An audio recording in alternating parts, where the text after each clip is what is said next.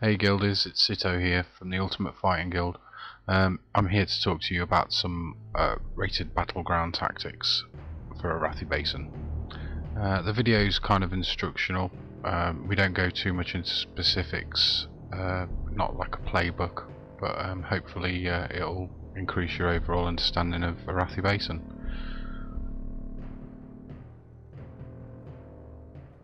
Okay.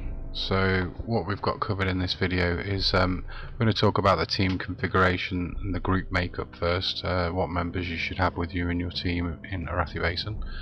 Then we're going to talk about starting Arathi Basin, things you should do before the fight, the pre-team checks. Then we're going to talk about what's really needed to win Arathi Basin. Following that, we're going to talk about the Arathi Basin a bit more detail, the bases, how you can cap the flags, how you can defend them, report incomings, avoid incomings, etc. And then finally we're going to go over the main opening tactic and how you should respond after that. Okay, so RBG team config. So I'm assuming that your team's fairly well balanced. You've got healers, you've got tanks if need be, you've got rogues, you've got stealthers for the capping flags. The tank's not really needed, so they can switch spec if needed to something more handy. I'd advise 3 healers, 1 for each base you cap. Stealthers are very handy for prospecting. You can send them off and hopefully they'll ninja cap. And boomkins are handy for the lumber mill.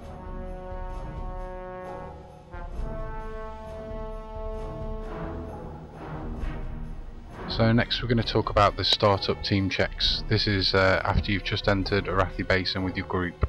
So everyone should be on TeamSpeak or Ventrilo. Everyone should set their roles. Then the raid leader should pass the leader position to the rated battleground leader. This is so he can then assign groups in the raid window. For instance, if you're going to capture 3 bases, you can put whichever members you want to send to which base in those specific groups, and therefore it's easier for visibility in an instance.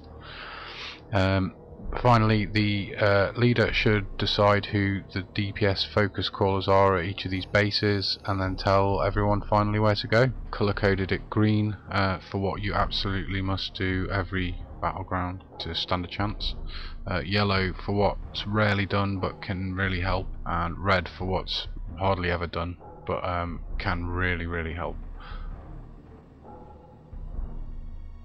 So what's needed to win Arathi Basin? Well, overall I think observation, checking for incomings constantly on the line of sight at each specific base. Communication with the group is very important, so report incomings when you see them, how many people are coming, etc. and assist where needed and where required and where asked. Be adaptive and reactive to changes in the strategy as and when they arrive. If you need to switch to another base, then do so, but do it well communicated. Stick together and avoid fighting in the middle where possible. And that's it. Control 3 or more of the bases and you'll win. It's that easy. Okay, so next we're going to talk about the standard opener that we tend to run in most of our RBGs. This is where we start, Trollbane Hall, circled on the map. It's the one end of the map, and the Horde start the opposite end of the map. So on the whole you'll see there's 5 bases. Stables is the first we tend to capture. This is the nearest to our starting point, and although it's not the easiest to defend, it's very accessible.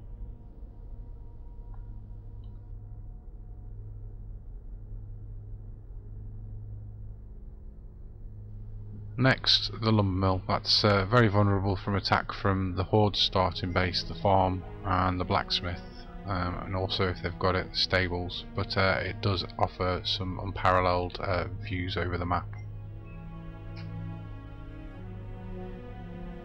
The blacksmith also has excellent views over the map, but it's the most vulnerable, being surrounded by all the other bases So yeah, horde like this one, so it's hard to get, but if you get it, it can control the game. The mine is probably one of the worst in my opinion out of all the bases. It's got the worst line of sight to all the other bases. It's hard to defend, but it can be practical in pranking it, just getting the flag for a few moments off the enemy. The farm also, that's hard to get because it's one of the first bases the enemy's going to go for when they start. However, if we do get it, it's excellent because we can cut the enemy off from their starting point there, where they initially begin.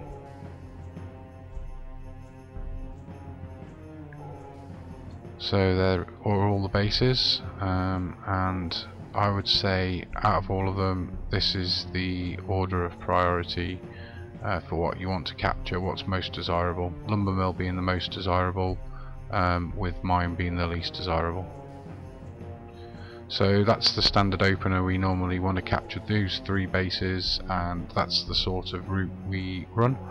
However, if you've got a death knight, you can run across the water between stables and blacksmiths, which can save you a bit of time. Once we've got them, we like to try and prospect. That means send a rogue or a stealther or someone that can defend once they do capture the mine or the farm. This is really the backbone of the game. We want to do this because the longer they don't have a base, the less likely it is they'll win, and the more likely it is we'll capture it and win. 4 bases is excellent, but we only really need 3 to win. If we do actually capture the farm, which it would be the preferred base, then that's excellent. We can totally control the horde from there, because as they res in their starting point, we'll be able to kill them around the farm, and they won't get to the other bases. Faster game. And that's it. Yeah, thank you for watching this video, and please subscribe and stay tuned for more.